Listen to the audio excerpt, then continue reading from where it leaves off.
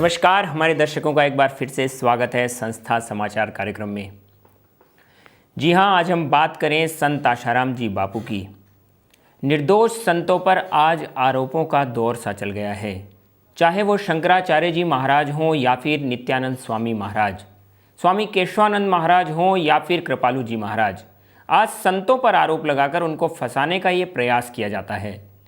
वहीं दूसरी ओर संतों के बारे में ये कहा जा रहा है कि संत समाज आज आशाराम जी बापू के समर्थन में नहीं है, परंतु इस बात को एक सिरे से निकारते हुए धर्म रक्षा मंच के द्वारा आयोजित संत सम्मेलन में अहमदाबाद में संत आशाराम जी बापू को संतों ने अपना खुलकर समर्थन देने की बात कही। वहीं हम बात करें कि आज संतों को ही संतों से लड़ाने की भी कोशिश की जा रही है। कुछ संतों को लाकर चैनलों पर इस प्रकार से दिखाया जाता है कि संत आशाराम जी बापू के विरुद्ध में वो बोल रहे हों, परंतु वास्तव में ऐसा नहीं है। संतों ने मुंबई में धर्म रक्षा मंच के एक बहुत बड़े सम्मेलन में संत आशाराम जी बापू को अपना अध्यक्ष भी बनाया था। वहीं दूसरी ओर संत आशाराम जी बापू को सन 1993 में शिकागो में विश्व धर्म सम्मेलन में भी आमंत्रित किया गया था, जिसमें संत आशाराम जी बापू ने भारत का प्रतिनिधित्व किया था, जहां स्वामी विवेकानंद ने भारत का प्रतिनिधित्व किया और वहां पर उपस्थित विश्व के सारे धर्मावलंबियों को भारत की संस्कृति से अवगत कराया था, भारत के बारे में बताया था। वहीं पर शिकागो में भी संत आशाराम जी बापू ने भारत का नाम रोशन किया था। सन 1993 में जहां संत आशाराम जी बापू को केवल 35 मिनट का दौर दिया गया था, उसे बढ़ाकर 1.5 घंटे तक लोगों ने संत आशाराम जी बापू को सुनना पसंद किया था। सबकी उन्नति, सबकी प्रसन्नता, सबका आनंद वो मेरा आनंद, सबका कल्याण मेरा कल्याण, क्योंकि सब भिन्न भिन्न दिखते हैं लेकिन जैसे मेरे बॉडी में अंग भिन्न भिन्न है, मैं एक हूँ, ऐसे विश्व में अनेकता के पीछे भी एक ही सत्य और एक ही सनातन रहस्य है। शिकागो में तुम हम बोले Hari Hari Om, Hari Om, Hari Om, Hari Om, Hari Om. Worryless, egoless, spiritual happiness. जय हो।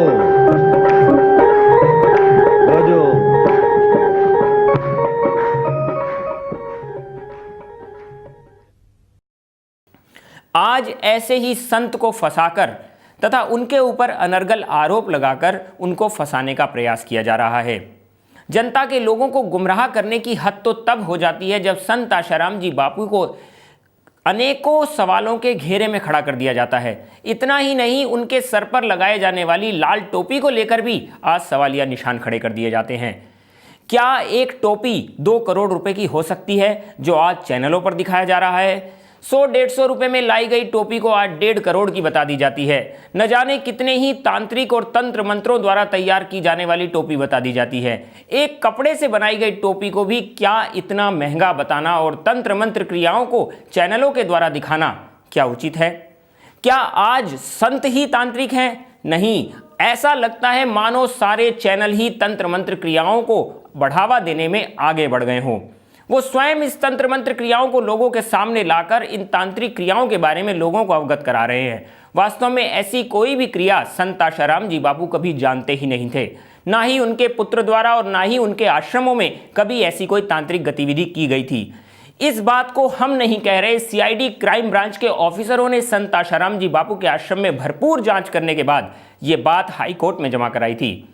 इतना ही नहीं, ये बात जब उठकर सुप्रीम कोर्ट में इसका सवाल गया था तो सुप्रीम कोर्ट द्वारा भी संत आशाराम जी बापू और उनके आश्रमों में तांत्रिक गतिविधियां नहीं होती हैं, इसी बात का डिसीजन दिया था। વાઘેલા પરિવારના આરોપના આધારે સીઆઈડીએ આશ્રમમાં એવું સ્થળ શોધવાનો પ્રયાસ કર્યો હતો કે જ્યાં અંધારું હોય અથવા તાંત્રિક વિધિ કરી શકાય એવી ગુપ્તતા। 2 बच्चों की जो डेथ है उसी से रिलेटेड हमारा केस है और कोई बाकी कोई और केस नहीं। Thank you sir. एक अपना एक सीआईडी क्राइम की टीम आके पेपर में आया था कि कुछ ऐसे भोयरे हैं जहाँ पे कुछ मतलब धूप बत्ती और ऐसा तांत्रिक का ऐसा कुछ है, तो वो जस्ट हम चेक करने के लिए आए थे। एफएसएल की टीम भी आई थी, लेकिन सामान्य पूजा वगैरह का ही है, कोई ऐसा तांत्रिक का ऐसा कुछ हमको यहाँ पे मिला नहीं। अब इतनी भरपूर जांच हो जाने के बाद, सुप्रीम कोर्ट के द्वारा क्लीन चिट दिए जाने के बाद भी आज संत आशाराम जी बापू के ऊपर जो ये सवालिया निशान कुछ मीडिया के लोग लगा रहे हैं, ये काफ़ी निंदनीय है। आज इन चैनलों पर भी केस होना चाहिए जो भारत की सुप्रीम कोर्ट के डिसीजन की भी अवहेलना कर रही हैं। क्या भारत के सुप्रीम कोर्ट की अवमानना करना भारत के चौथे स्तंभ को उचित है? क्या भारत की कानून व्यवस्था पर उनका विश्वास नहीं रहा, या सीआईडी क्राइम ब्रांच के द्वारा की गई जांच पर उनका विश्वास नहीं रहा?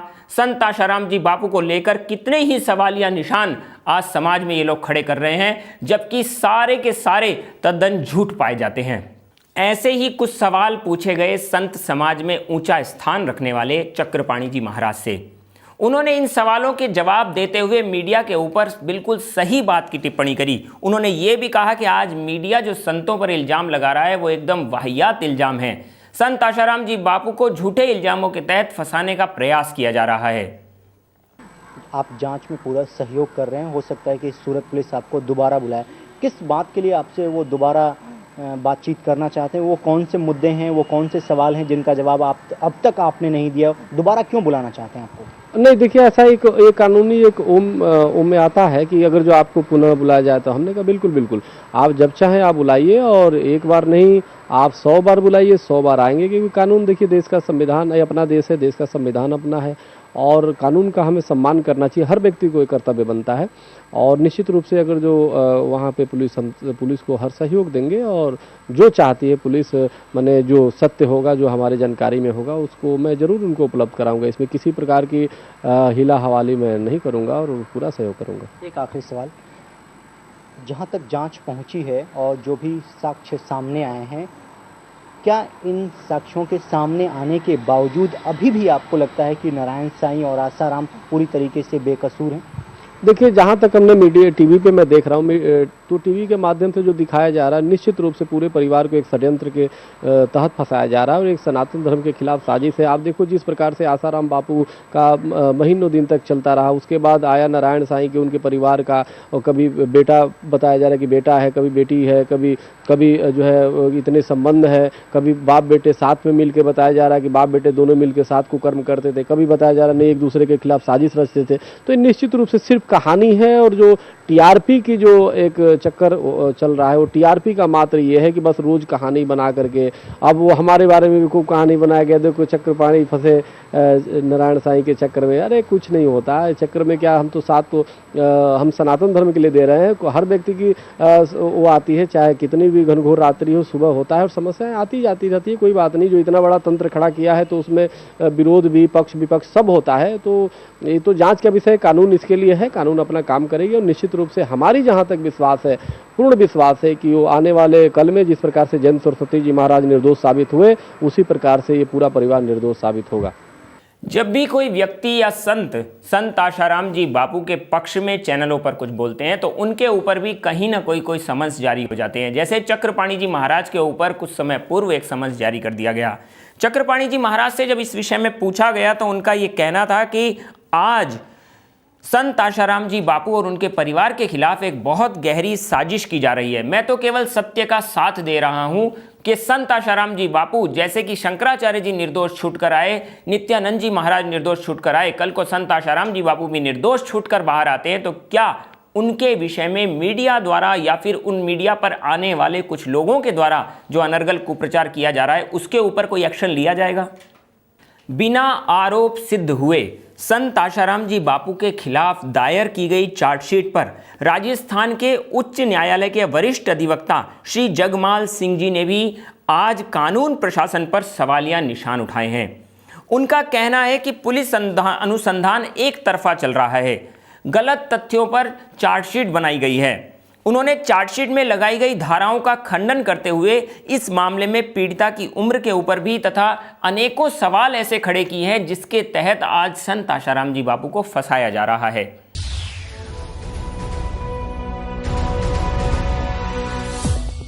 आसाराम जी बापू के खिलाफ जो आरोप लगे हैं, सारे आरोप झूठे, मनगढ़ंत और बिना किसी तथ्यों पर आधारित है। इसमें कोई सच्चाई नहीं है। जहाँ तक बापू आसाराम जी का केस का प्रकरण का सवाल है, इस केस में भी पुलिस ने वही हथकंडा अपनाया है। सच्चाई को दरकिनार करते हुए झूठी साक्ष्य एकत्रित किए हैं और झूठी साक्ष्य पर आधारित चालान यानी आरोप पत्र न्यायालय में प्रस्तुत किया है। आरोप पत्र जो पुलिस ने न्यायालय में प्रस्तुत किया है उसमें एक धारा 342 भारतीय दंड संहिता है। 342 में ये बताया गया है कि किसी व्यक्ति या किसी लड़के लड़की को अपराधी अपने पास रोक के रखे, यानी अवरोध उसको जो है इधर उधर जाने से रोके, यानी कन्फाइंड करके रखें। एक दूसरा उसमें सेक्शन 354A है। 354A में छेड़छाड़ करना बताया जाता है। 376 2G है, 2D है। इन 376 की धारा में बलात्कार करने का आरोप लगता है और बाकी धाराएं जो है उसमें डराने धमकाने का और ट्रैफलिंग का 370 में ट्रैफलिंग है। तो ट्रैफलिंग की इसमें कोई एविडेंस नहीं है। ट्रैफलिंग का आशय यह है, ट्रैफलिंग इसलिए नहीं है कि जब इसमें इस केस में जो विक्टिम है लड़की जो है वो उसको अगर छिंदवाड़ा से जोधपुर माणाई आश्रम तक यदि बापूजी के आदमी लेकर के आते और बापूजी को सुपुर्द करते तो ट्रैफलिंग का कोई अपराध घटित होता है। लेकिन इस केस में लड़की आश्रम से अपने माता पिता के साथ रवाना हुई है और स्वेच्छापूर्वक अपने गांव गई है, दिल्ली गई है, दिल्ली से जोधपुर अपनी स्वेच्छा से अपने माता पिता के साथ आई है। इसलिए किसी भी रूप में ट्रैफलिंग जो धारा 376(4) है इसका कोई अपराध नहीं बनता। दूसरा, पुलिस द्वारा जो आरोप पत्र पेश किया गया है उसमें 376 भारतीय दंड संहिता के अपराध की कोई साक्ष्य नहीं है। 376 में बलात्कार किया जाना होता है, तो इस केस में कोई बलात्कार की साक्ष्य नहीं है, न लड़की के बयान में है न लड़की के माता पिता के बयान में है। और उल्टा मेडिकल एविडेंस जो आई है, मेडिकल एविडेंस में उसके कॉन्ट्रेरी है। उसमें ये कहा गया है कि लड़की के साथ कोई बलात्कार नहीं हुआ क्योंकि उसके शरीर पे कोई किसी तरह के मार्क्स निशान नहीं थे और उसकी जो है विजाइना जो है वो विजाइना में जो हाइमन है वो इंटैक्ट पाया गया था। तो ऐसी सूरत में हम निश्चित तौर पे ये कह सकते हैं कि इस लड़की के साथ कोई बलात्कार नहीं हुआ और पुलिस ने ये आरोप पत्र झूठा पेश किया है। इसी तरह से ये जो दो धाराएं इन्होंने लगाई है 23 और 26 किशोर न्याय अधिनियम, ये 23 और 26 भी किशोर अधिनियम वाली जो है ये भी हमारे ऊपर लागू नहीं होती। इस धारा 23 में ये लिखा है इसमें जो है एक्चुअल चार्ज और कंट्रोल ओवर द चाइल्ड जो है ये बापूजी का नहीं है, क्योंकि छिंदवाड़ा ट्रस्ट के बापूजी एक सदस्य हैं, एक ट्रस्टी हैं, लेकिन एक्चुअल कंट्रोल और इंचार्ज ऑफ द इंस्टीट्यूशन नहीं है, इसलिए ये धारा लागू नहीं होती। और दूसरी धारा 26 जो बताई गई है, तो ये लड़की जो है ना तो इस ट्रस्ट में कहीं एम्प्लॉय है, ना उसके किसी वेतन को या उसके अर्जन को निर्धारित करने का उसको रोका गया है और ना उसकी कोई तनख्वाह या उसके पेमेंट को ट्रस्ट ने अपने यूज में किया है।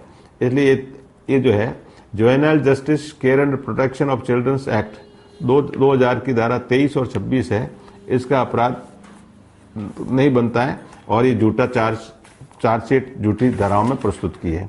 इसी तरह से ये जो दूसरा एक्ट है, नया एनेक्टमेंट आया है, ये आप देखेंगे, ये है protection of childrens from sexual offences act 2012।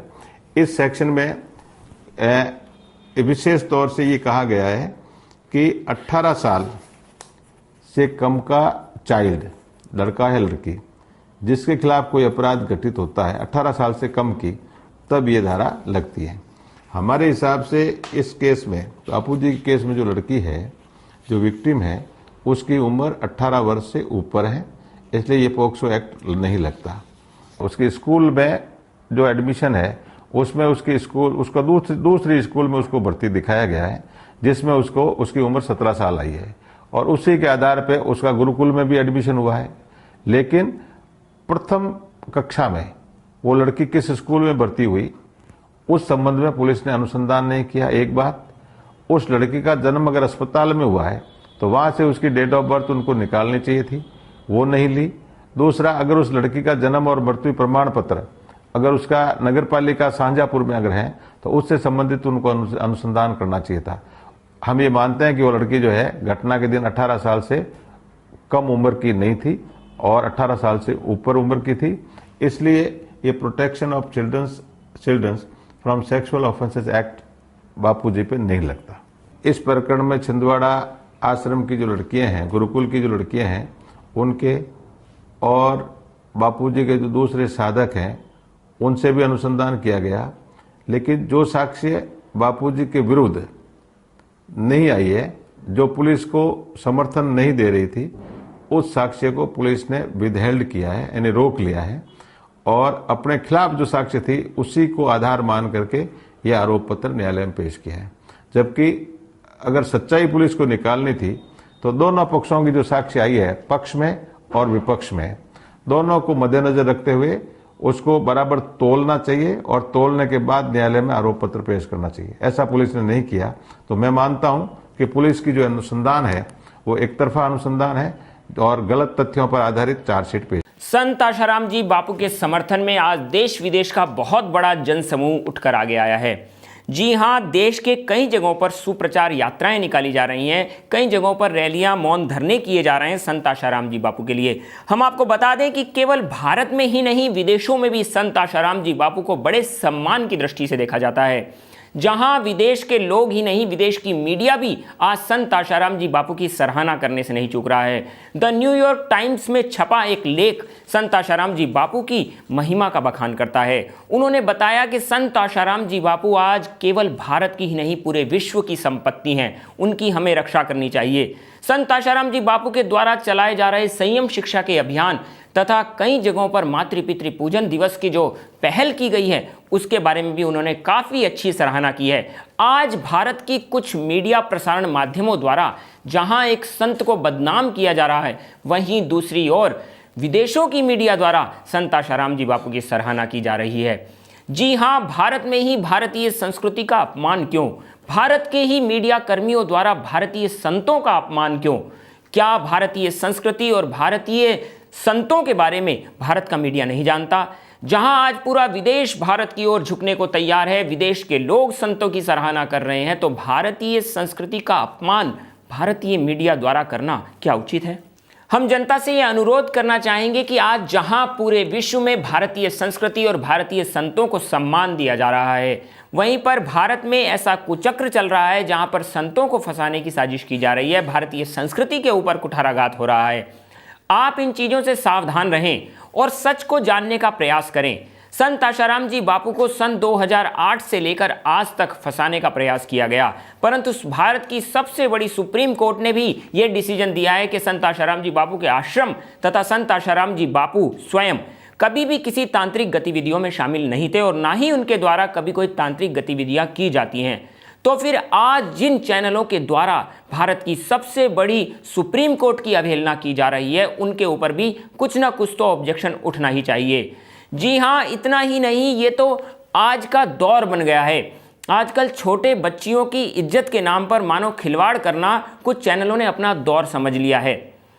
क्या एक लड़की की इज्जत पर सवालिया निशान उठाकर दूसरी लड़की की इज्जत पर खेलना ये उचित है? एक छोटी सी बच्ची को संत आशाराम जी बापू उसके कंधे पर हाथ रखे हुए हैं ऐसा दिखाकर उसका यौन शोषण बताकर आज चैनलों ने न जाने कितना ही कुप्रचार कर डाला। उस बच्ची की मां को शिल्पी बताकर और उस बच्ची को संत आशाराम जी बापू के सामने पेश करने वाला बताकर न जाने कितने ही चैनलों ने उस बच्ची की इज्जत के साथ खिलवाड़ कर दिया। चौंका देने वाली बात तो तब सामने आई जब उसके परिवार वालों ने इस वीडियो को देखा। उसके परिवार वाले इस वीडियो को देखते ही चौंक गए, क्योंकि उन्होंने संत आशाराम जी बापू को स्वयं अपने घर में आमंत्रण दिया था और संत आशाराम जी बापू ने उनकी बेटी के कंधे पर हाथ रखकर केवल आशीर्वाद दिया था। उनके परिवार ने जब इस वीडियो को देखा तो उन्होंने तत्काल दिल्ली में जाकर इसके लिए FIR भी दर्ज कराई है। जी हाँ, इसके लिए 0 FIR दर्ज हो चुकी है और उन चैनलों के खिलाफ आज पुलिस के द्वारा उनको पकड़ने के लिए अपनी दबिश तेज कर दी गई है। पुलिस प्रशासन उन लोगों को ढूंढ रहा है जिन लोगों ने आज एक लड़की के लिए तो अच्छा बताकर दूसरी लड़की को बदनाम करने का प्रयास किया है। क्या आज ये समाज को गुमराह करने की कोशिश नहीं हो रही है? क्या आज ये स्त्री जाति का अपमान नहीं हो रहा है? जहां एक लड़की को पीड़िता बताया जाता है और वहीं दूसरी ओर किसी छोटी बच्ची की इज्जत के साथ खिलवाड़ करना कहां तक उचित है। एक लड़की को पीड़िता बताकर संतों के लिए कितनी ही 8-8 घंटे तक डिबेट चलाई जाती है और वहां उन्हीं संत के साथ दूसरी न जाने कितनी बच्चियों को जोड़कर उनकी इज्जत के साथ खिलवाड़ करना आज मीडिया अपना फैशन समझ रहा है। क्या ये टीआरपी बढ़ाने के चक्कर में ऐसा करना उचित है? क्या भारत की ही नारियों का भारत में अपमान करना उचित है? क्या भारतीय बच्चियों के सम्मान के साथ खेलना क्या उचित है?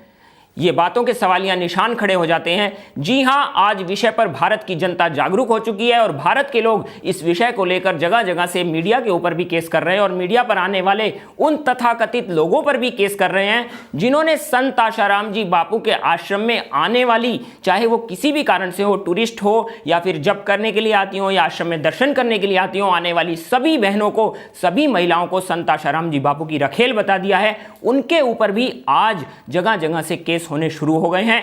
इन विषयों को लेकर आज भारत की जनता जागरूक हो चुकी है और मीडिया के 3 नाम, मीडिया के चैनलों के 3 नाम आज पुलिस के घेरे में आ चुके हैं और उसमें ही काम करने वाले दीपक चौरसिया, जो कि आज प्रसिद्ध एंकर माने जाते हैं, उनके ऊपर भी 0 FIR दर्ज हो चुकी है।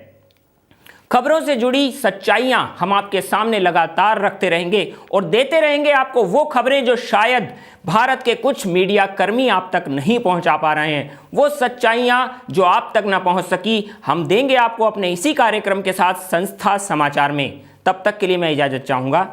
नमस्कार।